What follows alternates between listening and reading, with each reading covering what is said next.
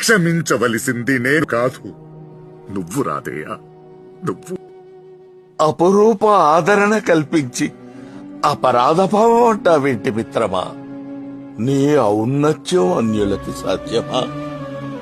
నీచ కులమనే అగాధాన్ని చూపించి నా అస్తిత్వానికి భంగం కల్పించినప్పుడు అక్కున చేర్చుకుని అనర్ఘరత్న ఖచ్చిత సింహాసనాన్ని, అంగరాజ్యాన్ని రగడి అయినా ఆలోచించకుండా నాకందించావు హితుడా.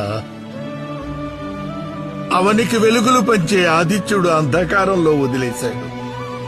కడుపు కోతగా భావించి కన్న తల్లి అనాథగా వదిలేసింది. విద్య నేర్పిన గురువు పరమ కిరాతకంగా శాపగ్రస్తుణ్ణి చేశాడు. దాతృత్వాన్ని ఆసరాగా తీసుకుని దేవేంద్రుడు శక్తిని హరించాడు. ఓర్మికి ప్రతీకగా పరిడవిల్లే భూమాత సైతం ఆగ్రహించింది. ఇందరి